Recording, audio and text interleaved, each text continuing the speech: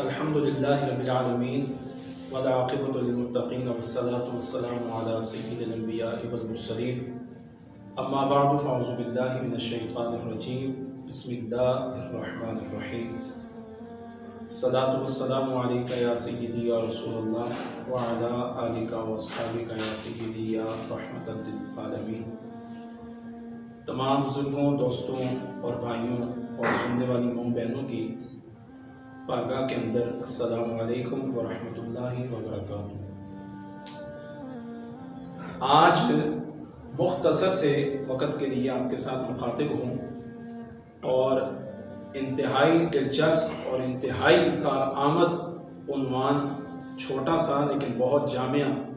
جس کے اوپر گفتگو کرنے کی سعادت حاصل کروں گا، وہ ہے اچھا کون اور برا کون۔ ایک مرتبہ رسول اکرم صلی اللہ تعالیٰ علیہ وآلہ وسلم نے صحابہ کرام علیہم الرضوان سے یہ فرمایا کہ کیا میں تمہیں اچھے اور بروں کی خبر نہ دوں؟ سب خاموش رہے۔ 3 بار میرے آقا صلی اللہ تعالیٰ علیہ وسلم نے یہی استفسار فرمایا تو ایک شخص نے عرض کی،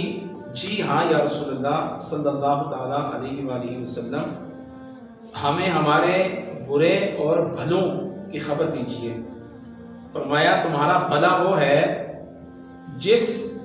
سے خیر کی امید کی جائے، یعنی تمہارا اچھا شخص وہ ہے کہ جس سے خیر کی امید رکھی جائے، اور تمہارا برا وہ ہے اور اس کے شر سے امن ہو، اور تمہارا برا وہ ہے کہ جس سے خیر کی امید نہ کی جائے اور اس کے شر سے امن نہ ہو۔ یہ ترمذی میں کتاب الفتن باب 86 میں اور حدیث نمبر 228 میں یہ نقل ہے۔ مفسر شہیر حضرت حکیم الامت مفتی احمد یار خان نعیمی رحمۃ اللہ علیہ اس حدیث پاک کے تحت اس حصے کی کہ جس سے خیر کی امید کی جائے، اس کے شر سے امن ہو کے تحت فرماتے ہیں، یعنی قدرتی طور پر لوگوں کے دلوں میں اس کی طرف سے اطمینان ہو کہ یہ شخص کسی کو تکلیف نہیں دیتا، ہو سکتا ہے تو خیر ہی کرتا ہے، جس سے خیر کی امید نہ کی جائے اور اس کے شر سے امن نہ ہو کے تحت فرماتے ہیں کہ یعنی قدرتی طور پر لوگ اس سے ڈرتے ہوں کہ یہ شخص خطرناک ہے اور اس سے بچو، اس سے خیر نہ پہنچے گی، یعنی برائی ہی پہنچے گی۔ آسان لفظوں میں اس کو آپ یوں سمجھیں کہ ہمارا مرنے کے بعد اور ہماری دنیا میں فیصلہ ہمارا کردار کرتا ہے۔ ایک شخص دور سے آ رہا ہو یا اس نے آنا ہو تو اس سے آنے سے پہلے اگر اس کی خبر ہمیں ہو تو اچھے بندے کے بارے میں ہر بندے کی زبان پہ یہ تعریف ہوتی ہے کہ یار بہت اچھا بندہ ہے، بہت کمال کا انسان ہے، بڑا با اخلاق آدمی ہے، اور بہت زبردست قسم کا اس کا رویہ ہے، انداز ہے، اس کا کردار ہے۔ اگر وہ اسی جگہ دوسرا شخص برا ہو تو ہر شخص اس کے اوپر لان تان کرتا ہے کہ یار بہت برا بندہ ہے، بہت بدتمیز ہے، بڑا بد اخلاق ہے، اس کا تو بولنے کا انداز ہی ٹھیک نہیں ہے، وہ تو جب بھی بولتا ہے اس کے منہ سے اچھا الفاظ کبھی نہیں نکلے، اس کے منہ سے خیر کبھی نہیں نکلی، اس کے منہ سے جب بھی نکلا ہے شر ہی نکلا ہے۔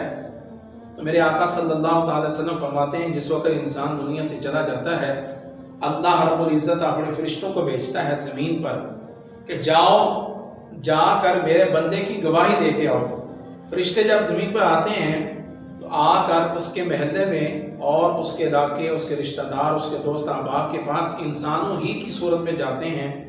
پھر وہ آپس میں گفتگو کرتے ہیں کہ یار بہت اچھا آدمی تھا، بڑا با کردار انسان تھا، ہر ایک کے ساتھ بہت اچھا رویہ رہا، عورتوں کے معاملے میں بڑا محتاط تھا، بچوں کے معاملے میں بڑا محتاط تھا، بزرگوں کے ساتھ بڑا اچھا رویہ تھا، محلے داروں کے ساتھ بہت اچھا تھا، اپنی فیملی، اپنے رشتہ داروں کے ساتھ بڑا اچھا کردار تھا،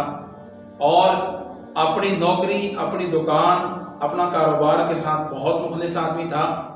تو یہ جو تعریف ہے، یہ تعریف نے کہ جس وقت فرشتہ اللہ کی بارگاہ میں جاتا ہے تو اللہ رب العزت فرماتا ہے کہ فرشتوں گواہ ہو جاؤ،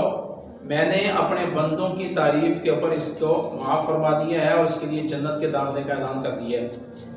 فرشتہ عرض کرتا ہے یا اللہ اس شخص کی تو بہت ساری برائیاں بھی ہیں۔ اللہ پاک فرماتا ہے کہ مجھے اس کی برائیاں نہیں دیکھنی، میں نے اس کی اچھائیوں کی تعریف دیکھنی ہے کہ میرے بندے اس کے بارے میں کیا کہتے ہیں۔ اور اس کے برعکس اگر دوسرا شخص جس کے بارے میں لوگوں کا گمان اچھا نہ ہو، جس کے بارے میں لوگ یہ کہتے ہوں کہ یہ اچھا نہیں ہے، اسے خیر کی امید نہیں ہے، یہ جب بھی بولتا ہے یہ غلط بولتا ہے،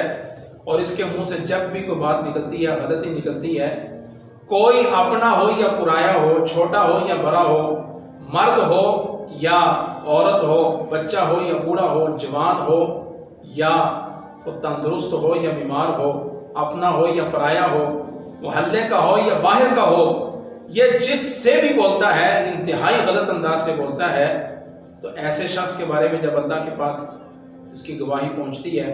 تو اللہ پاک فرماتا ہے کہ فرشتوں گواہ ہو جاؤ، میں نے اپنے بندوں کی گواہی پہ اس پر فیصلہ کر دیا ہے۔ تو یقیناً ہر ذی شعور شخص اس بات کی سمجھ رکھتا ہے کہ اس کے بارے میں اللہ کا فیصلہ بھی درست